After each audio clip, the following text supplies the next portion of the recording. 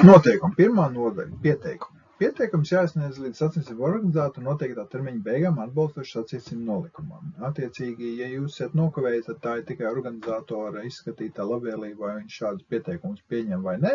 IFS pasaules čempionāta, Eiropas čempionāta gadījumā nokavēt termiņi nozīmē sacensību beigas un nekādi papildus atlaides nav iespējams. Sacensību organizators norāda jebkuru pieteikumu, ja tam ir godīgs pamats. Kā minēju par pieteikumiem otrajā sadaļā, attiecīgi, ja kāds nav biedrs pārstāvošajā organizācijā, arī šāds dalībnieks var nepielaist pie starta, bet pamatojumam ir jābūt godīgam, jo sacensības pēc idejas ir atvērts visiem. Katram dalībniekam neatkarīgi ir jābūt savai apdrošināšanai, atbilstoši nacionālajai likumdošanai. Nepilngadīgi dalībnieki pieteikumu paraksta arī vecāki vai aizbildņi. Katrs organizators sagatavo savu atbildības atrunu un dod to parakstīt. Katram dalībniekam pirms startā būtu jāparakstās par to, ka viņš ievēros nolikumu un sacensību noteikumus un attiecīgi visas citas atrunas, kuras piedāvā un savās sacensībās izmanto konkrētais organizators. Galvenais tiesnesis var noraidīt jebkuru dalībnieku vai komandas vai suņu pieteikumu, ja tam ir godīgs pamats. Tad, protams, netiek runāts par suņu pieteikumiem individuāli kā tādiem, bet ja kāds suns tiek pieteikts kādai komandai, neatkarīgi, bet runa ir par to, ka vēlreizīt, ja ir pamats, kā piemēram ziņas par to, ka dalībnieks ir diskvalifikēts vai ir kāda ierosināta lieta, kas neļauj viņam konkrētajās sacensībās piedalīties, tad galvenais tiesnesis arī par to pieņems motivētu lēmumu. Kā es minēju tikko iepriekš, tad katrs dalībnieks ar savu parakstu sacensībās apliecina, ka viņš ievēros konkrēts noteikums. IFS sacensību noteikumos ir atrunāts sekojošas lietas, ko jūs varat izlasīt šobrīd uz ekrāna. Un arī piedaloties IFS sacensībās, organizators ir jau paredzējis, ka viņš bez atlīdzības varēs izmantot sacensību dalībnieku bildes, video materiālus un citas ar to saistītās lietas publikācijas vajadzībām. Dalībnieki. Dalībniekam sāk sacensību pirmo braucienu ar vienu pajūgu. Jāturpina braukt ar šo pajūgu visu sacensību laikā. Te ir domāts gan individuālās sacensības, gan konkrētās pajūgu sacensības. Dalībnieku maiņa ir pieļaujama tikai vienu reizi sacensību laikā, ja ir noticis kāds negadījums, un dalībnieks tik tiešām vai nu slimības dēļ, vai savainojuma dēļ nav spējīgs turpināt dalībnieku. Individuālais klasēs šī maiņa nav iespējama. Šī maiņa ir iespējama vienīgi vairāk suņu klasēs. Dalībnieku vecums klasēs ir atbilstoši pieejams apskatēji F sadaļā noteikumiem, jo katrai klasē junioros, elites klasē un masters klasē, bijušajai veterānu klasē, ir savs noteiktais vecums, kas katru gadu mainās, un attiecīgi to lūdzu skatīt F sadaļā. Jebkurš dalībnieks, kas ir diskvalificēts jebkurā no sacensību braucieniem, nav tiesīgs piedalīties atlikušajā sacensību daļā. Dalībniekam būtu jāapmeklē dalībnieku sanāksme, kas tiek organizēta pirms sprinta un slēpju suņu sacensībām. Galvenais tiesnesis var atsaukt šo noteikumu, ja dalībnieks aizkavējas neparedzētu apstākļu dēļ. Taču šajā gadījumā dalībniekam obligāti saņem instruktāžu no amatpersonām pirms sacensību sākuma.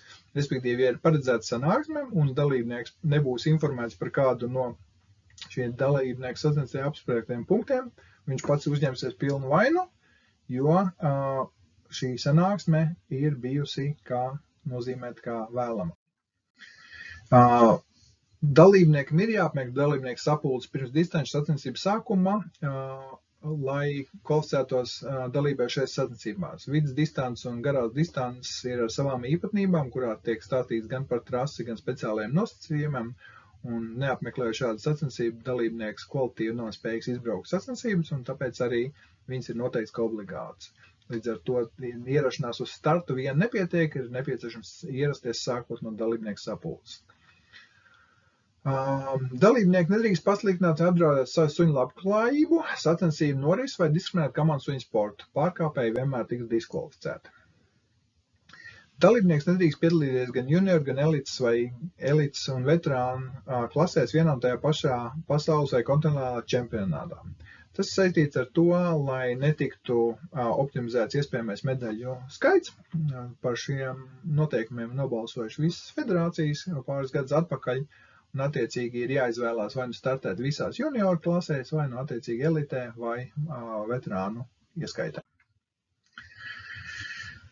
Suņi. Jebkurš pajūgs vai suns, kas piedalās sacensībās un nonāk līdz startlīnijai un pēc galvenā tiesneša domām ir neatbilstoši vai acīm redzami nespējīgs droši veikt trasi, tiek diskvalificēts.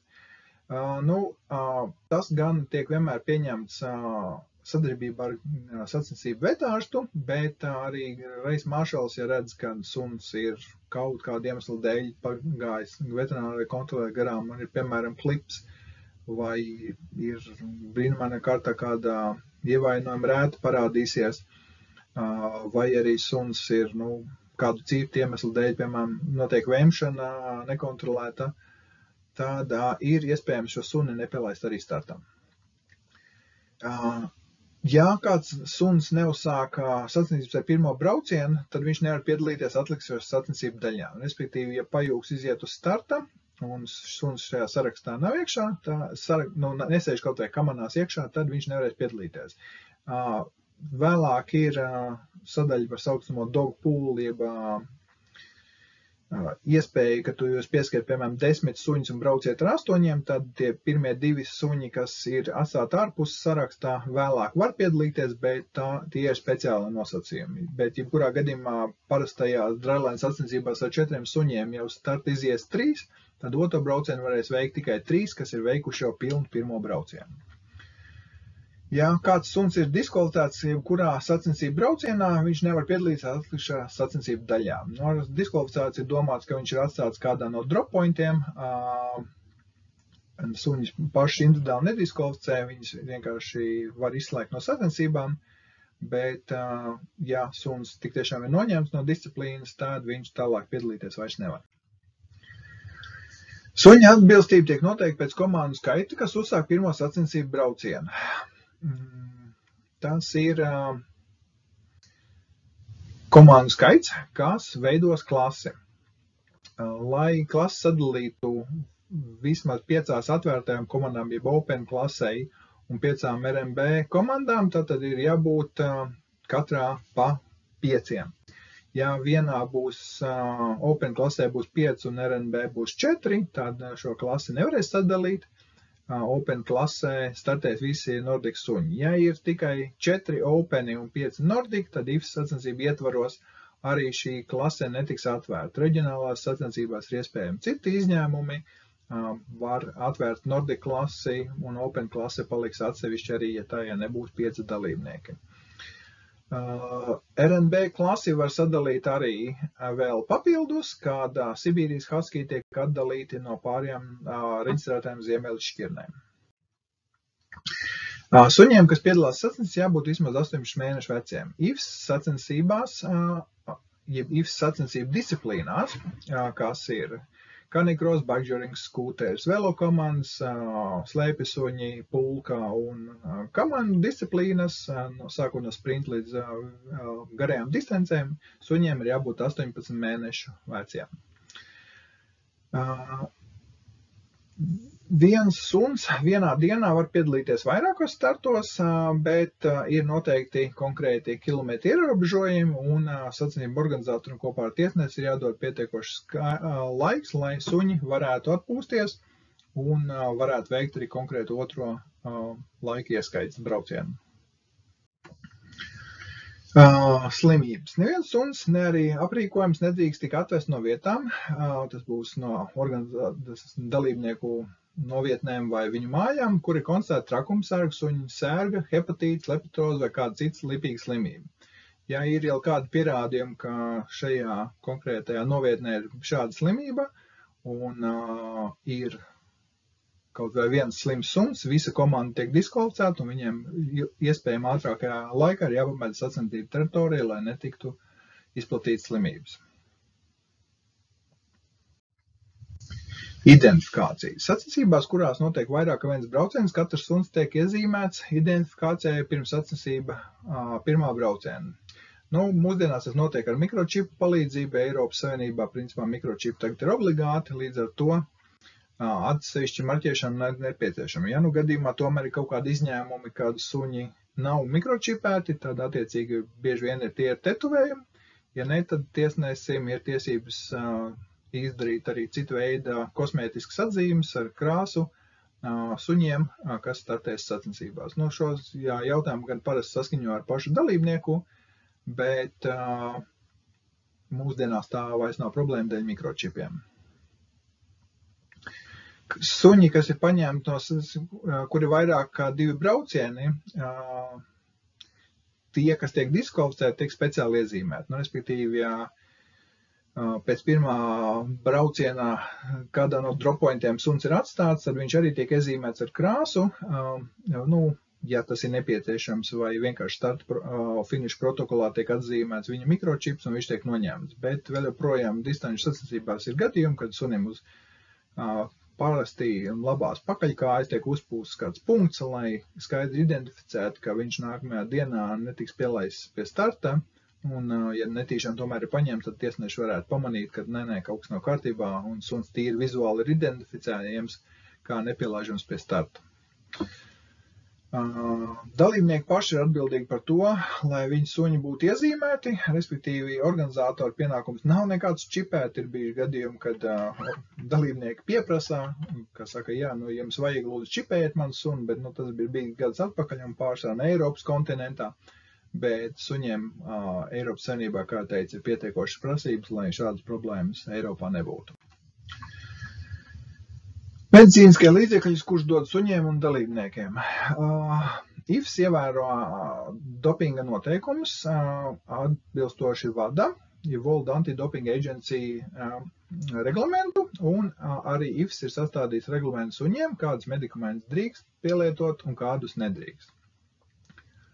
Un, kā minēts arī iepriekš, sacensības laikā suņiem veikt jebkādas medicīniskos manipulācijas vai dot jebkādas preparātus bez galvenā sacensībā vetārsta atļaujas ir aizliegts. Ja pat tās ir jūsu recepšu zāles, ko jūs dosiet sunim, un tas notiks sacensību laikā, tas ir jāpiesaka galvenajam vetārstam, vai arī tas var izvērsties par jūsu komandas diskvalifikāciju.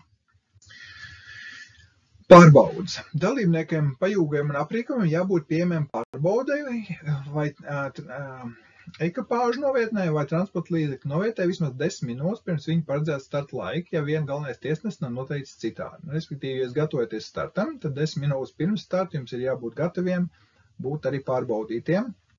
Tas pārsvarā attiecās uz pajūgu disciplīnām, bet tas nav izņēmums arī individuālajām disciplīnām. Distanču sacensībās pajūgiem un aprīkam jābūt gataviem pārbaudē vēl agrāk, bet par šādu lietu tādā gadījumā izziņo galvenais tiesnesis. Kad pārbaude ir veikta, nevienu piedarama aprīkojumu nedrīkst noņemt no kamerām bez galvenā tiesneša atļaujas un tikai pilnvaru darbinieku uzraudzībā. Respektīvi, ja jūs esat izgājis tehnisko pārbaudi, tad kādā ekipējuma sastāvdaļas nomaiņa šajā gadījumā jau ir jūsu atbildība, kas ir jāskaņo ar norādītajām personām. Ja gadījumā kāds no pajūgiem nav pārbaudīts 6 minūtes pirms paredzēta starta, tad viņš ir jālaiž uz startu un attiecīgi nekādas papildus pārbaudes vairs netiek veiktas. Pārbaudes ir jāveic tā, lai arī mēs netraucētu citiem dalībniekiem gan startā, gan finišā. Pēc finiša, pēc galvenā tiesneša vai nozīmēta tiesneša pieprasījuma, jums ir jābūt gatavai atkārtotai pārbaudē. Tas ir iemesls, kāpēc jūs finiša koridoru nevariet pamest bez kāda no tiesneša atļaujām. Pēc finiša jūs apstājaties, sagaidiet atļauju, visbiežāk tas vispirms ir suņa čipu pārbauda un attiecīgi pēc tam arī jums ir vēl dot papildus atļauju pamest konkrēto zonu, ja tiesnesis ir pieņems lēmumu, ka jūs esat pārbaudīts un varat doties tālāk. Visu sacensību ekipējumu apstiprina galvenais tiesnesis, bet paši dalībnieki ir atbildīgi par to, lai viņa aprīkojums atbilst noteikumam un regulu prasībām. Ja nav bijis obligātā pārbaude, tad iziet uz startu. Sacensību dalībnieks ir pats atbildīgs par ekipējuma legālo statusu un ir jārēķinās, ka jūs, piemēram, var pārbaudīt atkārtot finiša zonā, ja tas ekipējums neatbilstīs noteikumiem, tas var rezultēties ar dažādām soda sankcijām. Uzpurns vai kaklas izsksne, kas var sāķēt savilkt līdz pilnīgai aizņaukšanai, sacensību teritorijā ir aizliegts. Ar to ir domāts, ka tas ir sacensību trasē aizliegts. Jums ir atļauts izmantot uzpurni līdz pat startam momentam. Tikko, kā dod starta signāls, uzpurnim ir jābūt noņemtam. Normālā variantā to parasti dara vismaz ieejot tieši uz starta līnijas, bet savelkošās pavadas no jaunās noteikuma versijas vispār būs aizliegtas. Arī, ja kāda veida pātagas ir aizliegts, viņas ir aizliegts ne tikai suņu labturības dēļ, bet arī vizuālā izskata dēļ, attiecīgi, tas būtu pilnīgs neprāts kaut ko tādu ieraudzīt sacensību teritorijā. Par šādu lietu, protams, momentāli pienāksies diskvalifikācija. Sacensību numuru katram dalībniekam nodrošina sacensību organizators. Dalībnieku numurs jāpiestiprina pie apģērba un tam jābūt redzamam visu sacensību laiku, ja vien galvenais tiesnesis nav noteikts citādāk, kā piemēram, ja nav iztiek numuri, kas stiprinās uz velosipēdu vai kādi citi atsevišķi nosacījumi numuriem. Dalībnieks nedrīkst valkāt apavus, kuru apdraudēts suņus, ar to ir domāts ar cietām radzēm, kas ir vairāk kā 1 mm garumā. Tāpēc arī sacensības netiek rīkotas īpaši slidīgos apstākļos, lai arī pašas dalībnieki netraucētos, jo radzes nav paredzētas un attiecīgi tās var būt maksimums 1 mm garumā. Riepas ar radzēm nav atļauts izmantot nevienā no transporta līdzekļiem. Šeit nav pieminēts, bet arī slēpes ar metāla malām ir aizliegtas sacensību laikā. BGB vai līdzīgi gāķi izmantojuši kategoriski aizliegt, ja velkošās centrālās pavadas un kakla pavadas daļā. Ar to ir domāts Latvijā viņas plašāk pazīstams kā celtniecības karabīns, kas pašas nenoslēdzās un ir ar asām malām. Atvērta āķa princips, ja šo āķi nevar aizskrūvēt, jeb karabīni, tad viņš nebūs uzskatāms par derīgu. Jebkur citu piedziņas sistēma bez suņa ir aizliegta un tās izmantošana būs vienāda diskvalifikācija. Elektrovelosipēdi, jebkurā no tiem variantiem, arī ar izslēgtu mehānismu ir aizliegta. Izejot uz starta ar slēptu vai varbūt tās nepamanītu jebkādu citu piedziņas sistēmu, nozīmēs jūsu diskvalifikāciju, un tas mūsdienās tiek saukts arī par mehānisko dopingu. Sekas var būt arī lielāks kā viena sacensību diskvalifikācija. Šādas joks mēs neizmantojam. Tās ir kamansuņu sacensības, kur galvenais vilcēja spēks ir suns un jūsu paša spēks, līdz ar to nekādas citas piedziņas sistēmas netiek izmantotas. Laika diskvalifikācija. Ja vien norādīts nav citādi sacensību nolikumā, tad visās elites un veterāņu klasēs IFS sacensību čempionātos automāts tiek piemērots 150% laika diskvalifikācija. Par šo 150% aprēķina 1., 2. un 3. laika finisēšu kopsumu, dalīt ar 3 un pareizināt ar 1,5, tāda veida iegūstošos konkrētus 150%. Piemērs 10 minūtes, 10 minūtes un 5 un 10 minūtes un 10 sekundes, dalīts ar 3, kopā sanāk 10 minūtes un 5 sekundes, reiz 1,5, sanāks mums 15 minūtes un 7,5 sekundes, un attiecīgi tas būs tas moments, ja jūs finēšat ārpus šī laika, jūs saņemsiet laika diskvalifikāciju un 2., 3. braucienā vairs piedalīties nevarēsiet.